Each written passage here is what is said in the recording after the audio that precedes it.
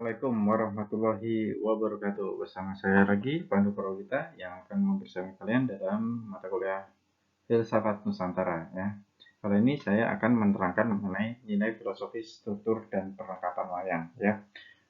Dari pertemuan kesenian-kesenian yang pertama, yaitu ada seni pertunjukan, kemudian ada seni rupa, ada seni musik dan seni sastra. Kalau kita padatkan lagi, itu ada salah satu kesenian yang bisa merangkum atau kemudian memiliki semua jenis kesenian itu. Ya, salah satunya adalah kesenian wayang kulit ini. Nah, kesenian wayang kulit ya. Oke, saya lanjut. Jadi sekilas tentang wayang ya. Wayang merupakan satu jenis kesenian yang melibatkan semua seni ya, baik rupa, pertunjukan, musik, dan sastra. Wayang diduga telah muncul pada kerajaan Kediri ya, sebagai wayang rontal ya. Rontal itu ya, wayang rontal itu adalah wayang yang digambar di daun lontar ya. Jadi ada rontal, ada lontar. Kalau lontar itu adalah medianya, kalau frontal itu adalah jenis wayangnya ya. Kemudian dari wayang rontal ini kemudian pada zaman Majapahit itu dibuat menjadi wayang beber ya.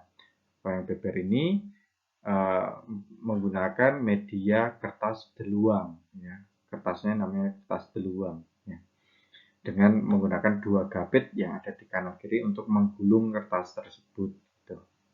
Nah, di bawah kekuasaan Kerajaan Demak, wayang beber ini kemudian wayang beber baik wayang rontal maupun wayang beber ini dasar ceritanya masih Purwa ya, artinya membicarakan tentang Ramayana dan Mahabharata ya.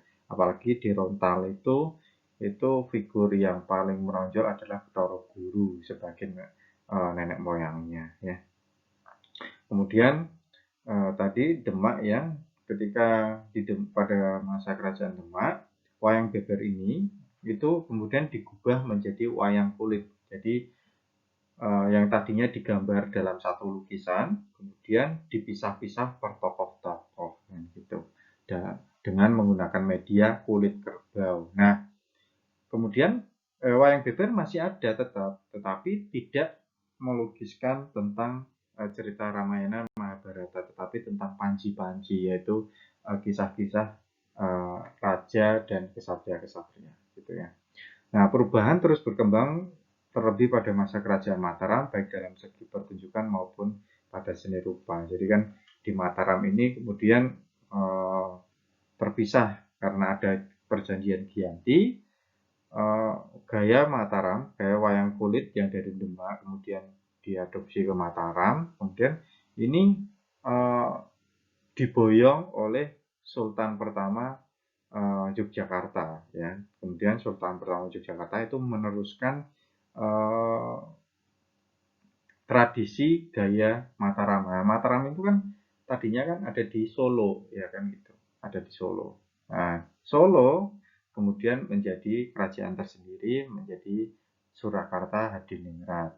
Yang Jogja itu Yogyakarta Hadiningrat, yang Solo menjadi Surakarta Hadiningrat. Nah, kemudian Surakarta Hadiningrat menciptakan gaya baru, wayang kulit gaya baru. Nah, jika ditanya pertanyaan mana lebih tua antara Solo dan Yogyakarta, kalau wayangnya itu lebih tua Yogyakarta karena memang Yogyakarta itu boyongan dari Mataram kan gitu. Tapi untuk seni pedalangannya itu lebih tua di Surakarta karena memang dari awal itu perkembangannya ada di Mataram, Surakarta ini ya gitu. Sedangkan di Yogyakarta itu adalah boyongan. Jadi pada waktu perjanjian Giyanti itu senimannya juga melakukan eksodus ya. Eksodus artinya berpindah, tidak hanya perangkat wayang kulitnya, tetapi juga senimannya juga ikut diboyong, gamelannya juga ikut diboyong kan gitu ke Yogyakarta. Nah, itu adalah sekilas tentang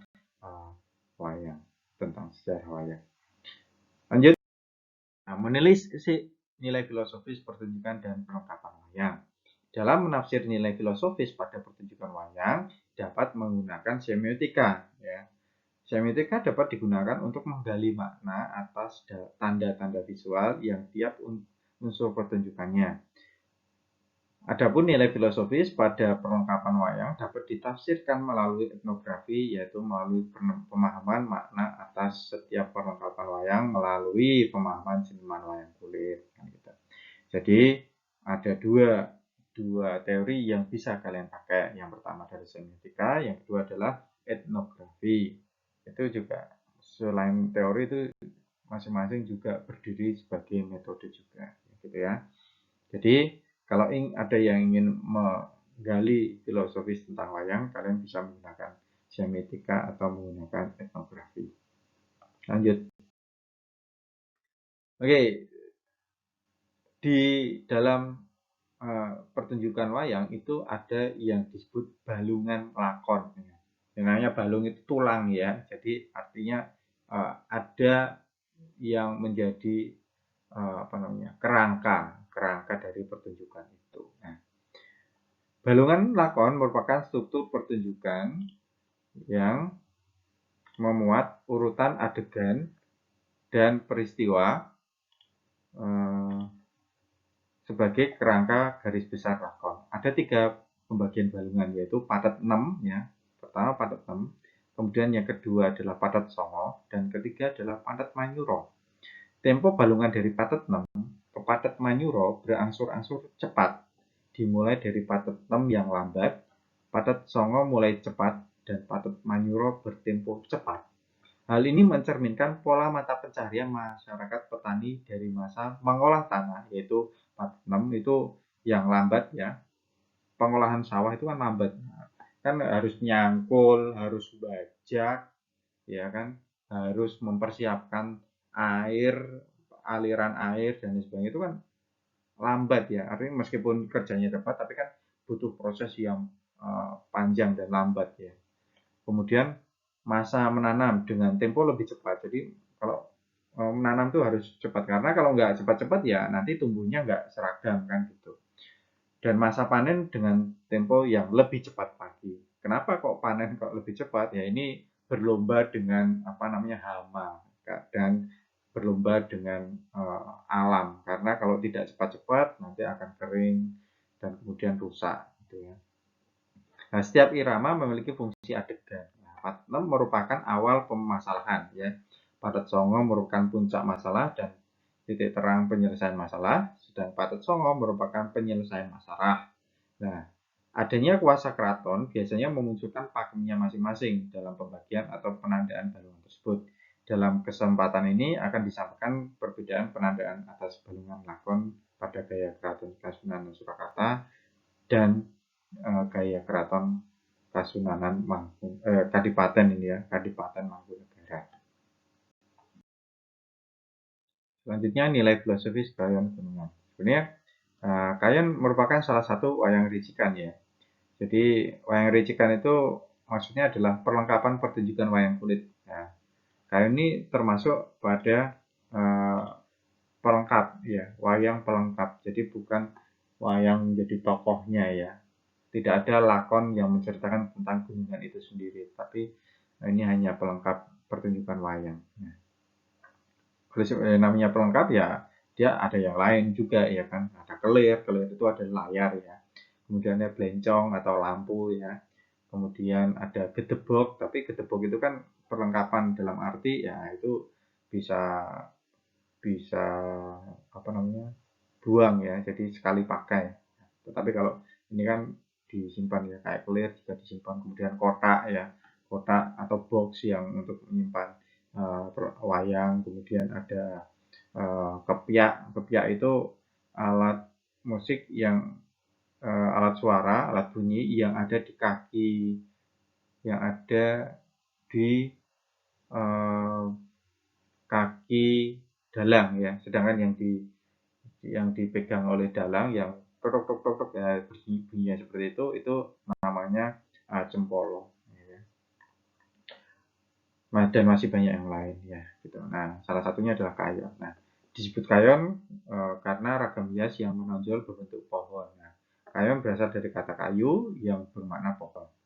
Adapun bentuknya berasal dari stilasi gunung, stilasi gunung. Oleh sebab itu, figur ini disebut juga gunungan. Nah, maka ada yang mengatakan ini kayon, ada yang mengatakan gunungan. Yang benar yang mana sama ya, namanya kayon itu karena ada kayunya ini atau pohon ya, disebut gunungan karena bentuknya stilasi dari gunung atau segitiga ini. Nah, bentuk kayon dibagi dalam 3 struktur ya. Palemahan itu bagian yang merah ini atau sampai yang lantai ini, kemudian lengkeh dan genukan. Ini lengkeh adalah cekungan, genukan adalah cembungan ini, dan kemudian pucuk-pucuk adalah segitiganya ini. Ya. Ini menandakan adalah sakala atau dunia bawah, kemudian sakala niskala itu sampai dunia tengah ya, dari sini, dari gapura yang dijaga oleh Bolopoto, Cingkoro Bolo dan Bolo Upoto ya, kemudian sampai kolam ya. Di bawah ini adalah sakala niskala, dan kemudian di bagian pucuk ini ya, segitiga ini adalah niskala atau dunia atas gitu ya. Selanjutnya, nah, nilai filosofis kayon pada balungan lakon. Jadi ada keterkaitan antara balungan lakon yang saya jelaskan di awal dengan kayon yang saya jelaskan baru saja. Perubahan balungan lakon ditandai dengan penancatan kayon, itu sudah pasti. Pada gaya Surakarta, Kasunanan Surakarta, patet 6 ditandai dengan tancap kayon miring kanan. Jadi kalau mau tancap baru babak pertama itu berarti ditancap ke kanan. Ya. Kemudian patet songo ditancap tegak lurus, sedang patet maniro ditancap miring kiri. Nah, ketiga posisi ini merepresentasikan dari matahari. Jadi biasanya di gaya Kasunanan Surakarta ini dalang itu selalu menghadap ke selatan ya. Maka arah kanan itu adalah timur ya, dan kiri adalah barat. Maka kalau ditancap miring kanan itu artinya matahari baru saja terbit ya. Kemudian tegak lurus itu adalah matahari ada di puncaknya, dan miring kiri itu berarti bicara tentang mulai senja kan gitu. Nah, maksudnya adalah matahari merupakan simbol dari konsep pepadang, yaitu tuntunan ilahi berupa wejangan yang diperoleh oleh seseorang melalui batinnya gitu ya. Jadi kenapa harus matahari? Karena matahari itu adalah simbol penerangan gitu. Dan ini juga simbol waktu juga ya, namanya 46 kan awal ya, maka fajar itu adalah awal, pertengahan hari itu adalah peralihan, dan senja itu adalah akhir kan gitu. Nilai filosofis kayon pada balungan lakon, gaya Kadipaten Mangkunegaran ya. Nah, kalau di Mangkunegaran ini sebaliknya, patet 6 itu dari posisi kiri ya, miring ke kiri kayonnya. Sedangkan patet songo itu tegak lurus sama dengan patet manyuro itu miring kanan. Itu kalau sebenarnya di simbol waktunya itu adalah kalau patet 6 itu pasti jam 9, kemudian jam 9 artinya kan miring kiri ya kan.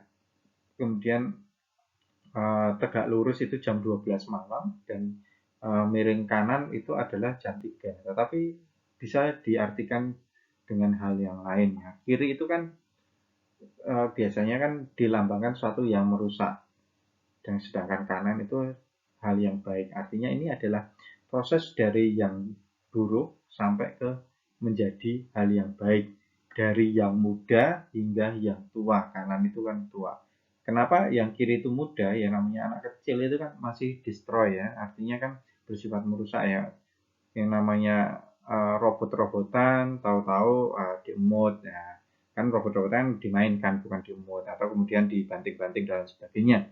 Itu kan namanya anak kecil ya kan, belum tahu bedanya antara baik dan buruk. Kemudian dewasa, kan dewasa ya udah tahu namanya baik dan buruk, tapi dia itu masa peralihan, artinya dia sudah mulai menentukan prinsip hidupnya. Sedangkan ketika sudah miring kanan artinya sudah tua, itu artinya sudah lerep, artinya dia sudah bersiap untuk menghadap yang Maha Kuasa ya. Jadi ketika sudah yang bersiap menghadap Yang Maha Kuasa, yang dia fokuskan adalah batin dia, gitu, ibadahnya dan lain sebagainya, gitu ya. Nah, dalam ajaran Jawa proses ini disebut sebagai kasampurna, gitu ya. Kesempurnaan yang abadi. Oke, sekian dari saya. Jika ada pertanyaan, kalian bisa tanyakan baik dari kolom komentar ataupun di WhatsApp group. Sekian dari saya. Assalamualaikum warahmatullahi wabarakatuh.